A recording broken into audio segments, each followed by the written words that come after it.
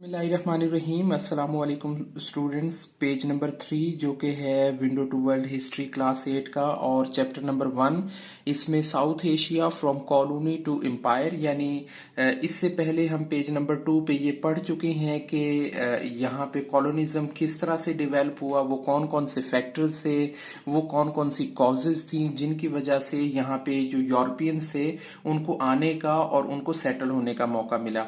अब हम वो सिचुएशन देखते हैं, अब वो हम सिचुएशंस देखते हैं जिनके आने के बाद वो मजीद स्ट्रांग होते चले गए। The first Europeans to arrive in subcontinent were Portuguese. अच्छा, एक चीज हमें एमसीक्यूज में भी क्लियर होनी चाहिए कि पुर्तगीज सेलर्स जो हैं वो सबसे पहले वो मेंबर्स थे जो यहाँ पे सब कॉन्टिनेंट के अंदर अराइव हुए, यहाँ पे पहुंचे। अब पुर्तगीज कौन है? अ नेटिव और अ इनहेबिटेंट फ्रॉम द पुर्तगाल, के जो पुर्तगाल का बंदा हो या पुर्तगाल का रहने वाला हो उसे हम कहेंगे कि वो पुर्तगीज है। और देखिए, सेलर बेसिकली एक ऑक्यूपेशन है, एक आप ये कहें कि एक प्रोफेशन है। A person whose occupation is sailing और अ नेविगेशन, यानी जिसका काम ये हो कि वो समुद्र में सफर करता है, ओशियन की ट्रेवलिंग है उसकी, तो उसे हम कहेंगे Portuguese sellers. One of these was Vasco day gamma. इनमें से एक, जैसे हमने लास्ट इससे पहले चैप्टर नंबर 1 के पेज नंबर 2 पे वास्को डे गामा और क्रिस्टोफर कोलंबस को हमने पढ़ा, तो इन्हीं में से एक वास्को डे गामा था हु अराइव इन कैलिकट इन 1495। यानी 1495 कैलिकट बेसिकली एक आप यूं कहें कि south India state of Kerala की एक पोर्ट है जहां पे वो फर्स्ट टाइम जो है ना वो आके रुका है। अपॉन लैंडिंग के जब वो यहाँ पे आया, जब उसने यहाँ पे विजिट किया, जब यहाँ पे आके चीजों को ऑब्जर्व किया, देवर एस्टोनिश्ड के वो तो बड़े हैरान रह गए, यानी उनकी तो आंखें खुली की खुली रह गई to see the prosperity and abundance of resources in region, कि यहाँ इस एरिया के अंदर यानी इंडिया के अंदर इस किस्म के रिसोर्सेज। अब रिसोर्सेज से मतलब जैसे हम पहले पढ़ चुके हैं कि उनकी कॉटन है, उनके सीड्स हैं, क्रॉप्स हैं, मिनरल्स हैं और बहुत सारी चीजें जो यहाँ पे मौजूद थी, और वो बहुत ज्यादा अबेंडेंसी के अंदर मौजूद थी, यानी बड़ी वाफर मिकदार के अंदर मौजूद थी। और दूसरा ये कि वो बड़ी चीप प्राइसेस के ऊपर अवेलेबल थी, एंड दस quickly established trade relations with India. और उन्होंने तो बिल्कुल भी देर नहीं लगाई कि इंडियंस के साथ अपने रिलेशंस को, कारोबारी ताल्लुकात को बेहतर करने के लिए। एट फर्स्ट, स्टार्ट में, शुरू में, दे ट्रेडेड पीसफुली, वो उन्होंने बड़े अमन सुकून के साथ, बड़े इज्जत एहतराम के साथ उन्होंने अपना कारोबार जो है ना वो किया। बट लेटर, लेकिन इसके बाद at the passage of time, यानी वक्त के गुजरने के साथ साथ, दे अडॉप्टेड हार्शर पॉलिसीज, के उन्होंने बड़ी सख्त किस्म की जो पॉलिसीज हैं वो अडॉप्ट करना शुरू कर दी। लाइक जैसे आप समझ लें कि स्टार्ट में कोई बंदा आए, वो बायर हो, वो हर किस्म की फूड को, हर किस्म की रॉ मटेरियल को परचेज करना शुरू कर दे, और 2 दिन बाद वो उसमें समझ लें कि कुछ नखरे लगाना शुरू कर दे, कुछ चेंजिंग करना शुरू कर दे, कुछ रेट को डाउन करना शुरू कर दे। तो ये सारी चीजें क्या थी? हार्शर पॉलिसीज उन्होंने बनाना शुरू कर दी to increase their control over the local peoples, के यहाँ के जो नेटिव पीपल्स थे, जो इंडियंस थे, उन लोगों के ऊपर उन्होंने कंट्रोल हासिल करने के लिए कुछ पॉलिसीज को बहुत टफ एंड टाइट करना शुरू कर दिया।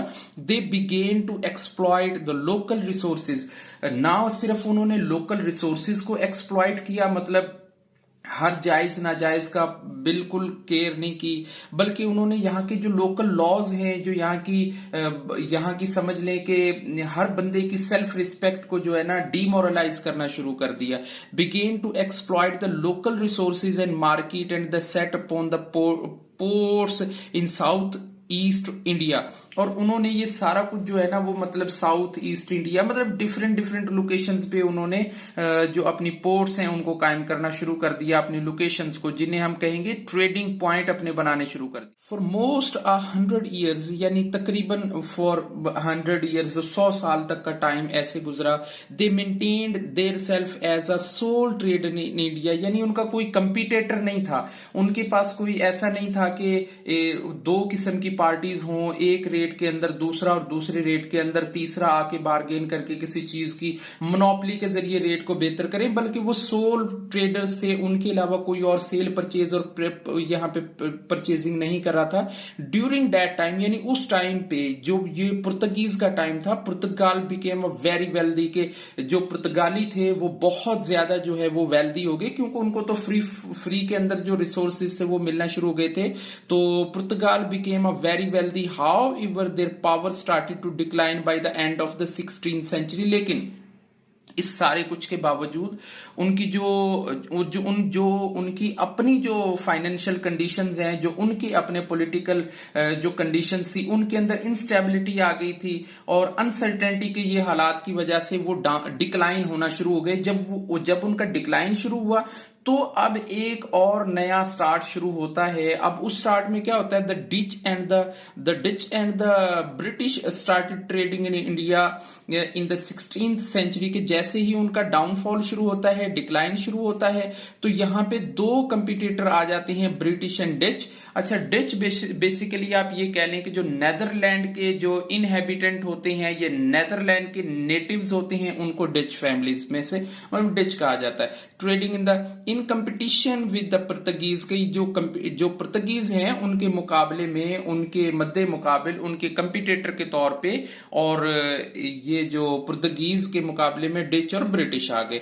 The east India company established by the merchants, के मर्चेंट्स होता है ताजिर को कहते हैं, जो ट्रेड कर रहे हैं, लाइक सेल और परचेज कर रहे हैं, जो मर्चेंट्स ऑफ लंदन थे, यानी लंदन सिटी के जो मर्चेंट्स थे, जो वहां की एसोसिएशन थी, उन्होंने एक ईस्ट इंडिया कंपनी जो है वो एक कायम की, जिसने कुछ कोड ऑफ कंडक्ट, जिसने कुछ ये कहें कि कुछ रूल्स और कुछ पॉलिसीज वजह की कि किस तरीके से किस किस चीज के ऊपर फोकस होगा, किस रेट पे होगा, वहां से किस रेट पे परचेज होगा, यहां पे किस रेट पे सेल होगा।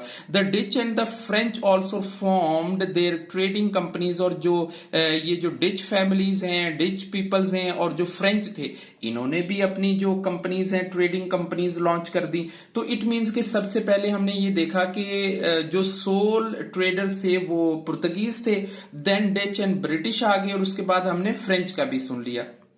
India. The British eventually managed to set up major ports in Madras, Surat and the Bombay. ये तीनों जो हैं, ये तीनों सी पोर्ट्स हैं, सिटीज के नेम हैं, आज भी मौजूद हैं, बहुत ज्यादा कल्चर्ड हैं, वेल्दी हैं, स्ट्रॉन्ग हैं और बड़े कलरफुल हैं। सो ये कहें कि जैसे जैसे वक्त गुजरता गया, जो कैलिकट है उससे मूव होते होते साउथ ईस्ट इंडिया की तरफ मूव हुए, और मजीद ये कि मद्रास, सूरत और बम्बई के अंदर इन्होंने अपनी पोर्ट्स कायम कर। 1750s the British and the French trading companies were the two, कि 1750s का जो टाइम है वो ऐसा था, यानी 16th सेंचुरी के अंदर डिक्लाइन हो गया पुर्तगीज का, और देन एंट्री होती है 16th सेंचुरी में ब्रिटिश और डच की। सो ये आप यूं कहें कि 150 ईयर्स तक के टाइम तक ब्रिटिश और फ्रेंच जो हैं वो ही दो मेन कंटेस्टेंट रह गए थे। अब दो मैनी ब्लडी लैंड्स, यानी बहुत सारे ब्लडी लैंड है, ऐसे मैदान जंग को कहते हैं जहां पे खून रेजी हो, जहां पे झगड़ा, लड़ाई और लड़ाई हो, एंड सी बैटल्स। और ये ना सिर्फ लैंड एरियाज के अंदर बैटल्स हुई हैं, बल्कि सी एरियाज में भी बैटल्स हुई हैं, पर्टिकुलरली खास तौर पर द डिसीव, यानी डिसीजन, जो फैसला था। अब क्या है, यहां से इस पॉइंट को समझना है कि 1750s के अंदर ब्रिटिश और फ्रेंच जो हैं वो कंपनीज जो है एक दूसरे के कंपीटिटर्स हो गए थे, और क्या निकल गए दरमियान से, डच भी निकल गए और पुर्तगीज भी निकल गए।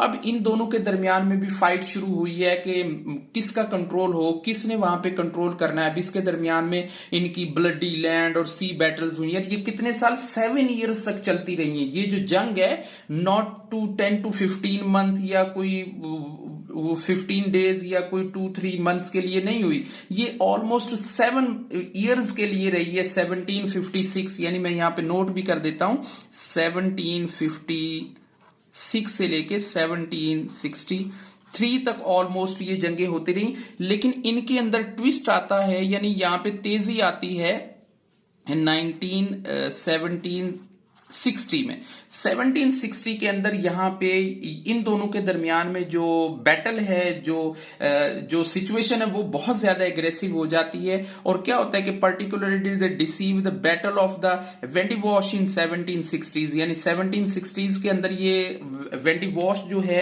ये वॉर होती है between the French and the British, यानी दो मुल्कों के दरमियान में जंग होती है। और किस मकसद के लिए होती है? हु कंट्रोल द इंडिया, के इंडिया पे किसका कंट्रोल होना चाहिए, इस मकसद के लिए इन दोनों ने एक दूसरे से जंग लड़ी, कत्लो गारत हुए और बहुत ज्यादा नुकसान भी बर्दाश्त किया। बट इवेंचुअली, लेकिन आखिरकार क्या हुआ, which the British gained almost the complete control on the Indian सब कॉन्टिनेंट। और एट लास्ट जो है ना, ब्रिटिश जो है वो इस सारे मामले को विन कर गए और उन्होंने पूरा कंट्रोल जो है वो सब कॉन्टिनेंट पे हासिल कर लिया। और फिर यहां से पुर्तगीज भी निकल गए, यहां से डच भी निकल गए और यहां से फ्रेंच भी निकल गए, और ओनली जो है वो यहां पे ब्रिटिश कंट्रोल रह गया। The splendour wealth and the Mughal attract the British. और फिर यहां पे ये हुआ कि मुगल्स भी जो है उन्होंने यहाँ पे राह हमवार की, यहाँ के हालात जो ऐसे थे, और आहिस्ता आहिस्ता इंडिया के ऊपर इन्होंने अपना कंप्लीट जो स्ट्रॉन्ग कंट्रोल है वो हासिल कर लिया।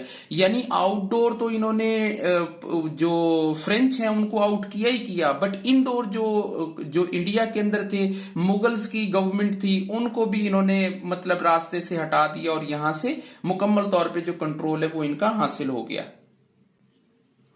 The East India Company established its military and political supremacy in India। कि जब ये सारा कुछ हो गया, आपने देखा कि पुर्तगीज भी आउट हो गए, डिच भी आउट हो गए, फ्रेंच भी आउट हो गए। फिर इन्होंने 1760s के अंदर ऑलमोस्ट वेंडिवॉश की जो बैटल है वो भी वॉर भी इन्होंने जीत ली, और उसके बाद इन्होंने मुकम्मल तौर पे ईस्ट इंडिया कंपनी को एस्टेब्लिश कर दिया as a military and political supremacy in India who helps the British army, जो कि मुकम्मल तौर पे ब्रिटिश आर्मी मतलब स्ट्रांग हो रही थी अलॉन्ग विद द लोकल सिपाहीज। अच्छा, सिपाही जो है ये डेफिनेशन बड़ी अहम है, इसे समझना है कि नेटिव ऑफ इंडिया एम्प्लॉय, कि कोई मकामी सतह का कोई Indian employ as a soldier जब वो ज्वाइन करता था यूरोपियन पावर को, यूरोपियन आर्मी को, तो उसे सिपाही कहा जाता था। जेन में रखना है, सिपाही बेसिकली उस ओहदेदार को कहा जाता था जो यूरोपियन आर्मी को, ब्रिटिश आर्मी को ज्वाइन करता था, लेकिन वो यहां इंडिया का मकामी बंदा होता था। Fought many battles against local rulers, जो यहाँ के लोकल रूलर्स थे उनके खिलाफ इन्होंने बहुत सारी जंगें लड़ी हैं, जो यहाँ पे लोकल इनकी जो सिपाही होते थे उन्होंने। इंशाल्लाह नेक्स्ट वीडियो में हम अपना नेक्स्ट टॉपिक करेंगे। तब तक के लिए अल्लाह हाफिज, अपना ख्याल रखिएगा।